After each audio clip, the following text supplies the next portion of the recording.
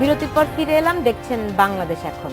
জনাব মুজাহিদুল ইসলাম সেলিম, আপনার কাছে প্রশ্ন রেখেছিলাম যে দুই দলের বাইরে এসে নতুন কোন শক্তি আসলে আপনাদের মাধ্যমে কিংবা অন্য যেই দলগুলো আছে তাদের মাধ্যমে তারা কেন মানুষের কাছে আসলে পৌঁছতে পারছে না, মানুষের কেন প্রতিনিধিত্ব করতে পারছে না?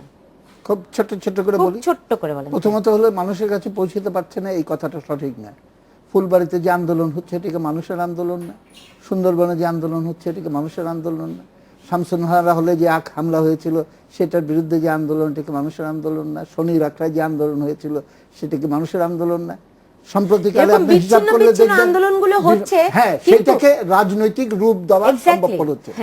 সেকেন্ড পয়েন্ট হচ্ছে যে শেখ হাসিনা ক্ষমতায়, আওয়ামী লীগ ক্ষমতায়, এর আগে খালেদা জিয়া ক্ষমতায় ছিলেন, বিএনপি ক্ষমতায় ছিল, কিন্তু আমাকে যদি বলেন প্রকৃত ক্ষমতা তাদের হাতেও নাই। এইটা হলো আন্তর্জাতিক সাম্রাজ্যবাদী শক্তি এবং দেশের লুটেরা ধনিক গোষ্ঠী, তারাই হলো কলকাঠি নিয়ন্ত্রণ করে এবং সেই নিয়ন্ত্রণটা সুনিশ্চিত করার জন্য এবং ধারাবাহিকতা, নিয়ন্ত্রণের ধারাবাহিকতায় তারা শোষণ চালিয়ে যায়। এইটাকে চিরস্থায়ী করার জন্য তারা ফন্দি এঁটেছে যে সরকারও তাদের আজ্ঞাবহ হবে, বিরোধী দলও তাদের আজ্ঞাবহ হবে, এবং সেই পরিকল্পনার ছকে আমাদের রাজনীতিকে ব্যয়বহুল করে তোলা হয়েছে। একটা জনসভা করতে কত কোটি টাকা খরচ, এরশাদ সাহেব মিটিং করলেন, তার কথা আলোচনা করতেও আমি ঘৃণা বোধ করি। একজন রাজাকার যেভাবে আমাদের ঘৃণিত, তারা বুকে রক্ত দিয়েছে 30 লক্ষ মানুষ, এরশাদের বিরুদ্ধে কি রক্ত দেয় নাই আমাদের শত শত কর্মী, শত শত মানুষ? এবং সে আজকে দাঁড়িয়ে উদ্ধত্তপূর্ণভাবে যে কথা বলার সাহস পাচ্ছে, এইটা সৃষ্টি হচ্ছে কেন? এবং সমস্যা হলো এক জোটে রাজাকার, আরেক জোটে স্বৈরাচার। আমি সবচেয়ে খুশি হতাম যদি খালেদা জিয়া এই 7 দফা বলার আগে প্রথম ঘোষণাটা দিত যে এত দ্বারা আমি জামাতে ইসলামকে পরিত্যাগ করলাম এবং আওয়ামী লীগকে বলছি যে তোমরা কোনো রকম হবনবিং এবং ট্রিক্স, পাওয়ার ট্রিক্স করতে পারবে না জামাতে ইসলামকে নিয়ে, কারণ এরা হলো স্বাধীনতার দুশ্মন এবং পরিত্যাজ্য এবং একটা বেআইনি নিষিদ্ধ দল। এবং সেটি তো আসলে হয় নাই।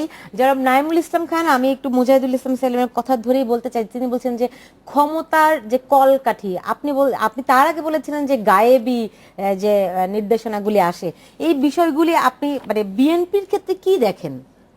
না, আমি আবারও বলি যে আমাদের এখানে মানে তৃতীয় কোনো শক্তি কেন আসছে না, ওই জায়গাটাতে আমি সংক্ষেপে এইটুকুই বলবো যে সব সময় যে ক্ষমতায় আসতে হবে এটা কিন্তু জরুরি না।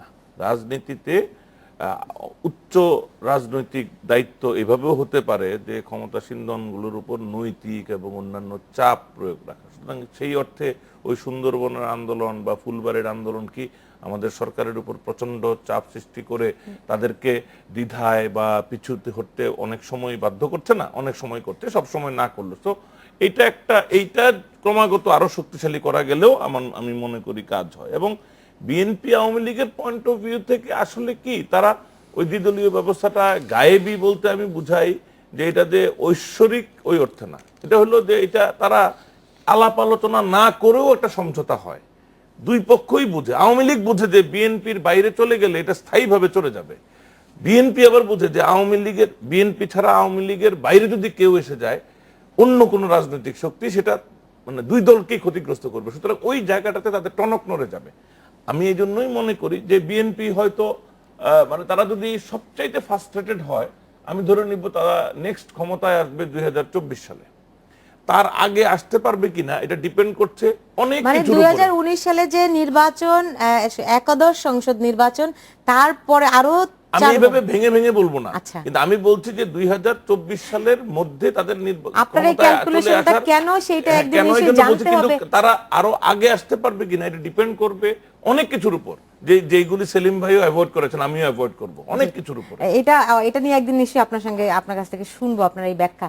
জনাব শামসুজ্জামান দুদু, আমাকে যদি খুব সংক্ষেপে করে বলেন যে 5ই জানুয়ারি উপলক্ষে আওয়ামী লীগ এরই মধ্যে কর্মসূচি দিয়ে দিয়েছে, তারা ঢাকার 16টি পয়েন্টে তারা বিভিন্ন মিছিল করবে, বিক্ষোভ করবে, গণতন্ত্র রক্ষা দিবস তারা পালন করবে, এবং আজ দুপুরে তারা ঢাকার যারা এমপি আছেন তাদেরকে নিয়ে বৈঠকেও বসছেন কি করে এই কর্মসূচি বাস্তবায়ন করা যায়।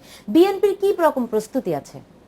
সারা দেশে নানান কর্মসূচির মধ্যে দিয়ে 5 তারিখে যে দখলদার রাজত্ব তৈরি হয়েছে, মানে সারা দেশে করবেন, শুধু ঢাকায় করবেন না? সারা দেশ তো ঢাকার বাইরে না। আপনাকে না যেটা এর আগে আমরা দেখেছি যে ঢাকার বাইরে সভা সমাবেশ করতে আপনাকে পারছেন যেটা কিন্তু এটা ঢাকায় হচ্ছে আলাদা না করে বোঝাতে এইজন্য হয় বললাম। হ্যাঁ, তাহলে তো এটা খুব মর্মান্তিক। জি বলেন। সারা দেশের রাজধানী হচ্ছে ঢাকা, নিঃসন্দেহে, সারা হ্যাঁ। দেশে হলে ঢাকাই হয়, জি। তো সেই অর্থে ঢাকাতেও হবে। আর আমি একটা বলি, 3 মাসের মধ্যে বিএনপি ক্ষমতা আসতে পারে, 2024 না, না 3 মাসের মধ্যে আসে। যদি সবচেয়ে দেরি হলে 2024, 3 মাসের সপ্তাহের মধ্যে সবচেয়ে কাছে হলে এনি টাইম। এটা অনেক কিছুর উপর ডিপেন্ড, এই তো অনেক ফাঁকা রেখে দিল। 7 দিনের মধ্যে সরকার পতন করতে পারে।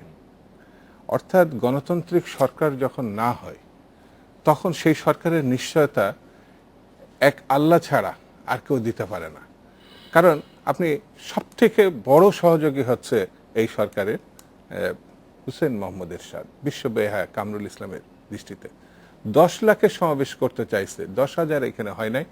এটি আমাদের নাঈমুল ইসলাম খানের অনলাইন পত্রিকায় আমি দেখে এখানে ঢুকলাম।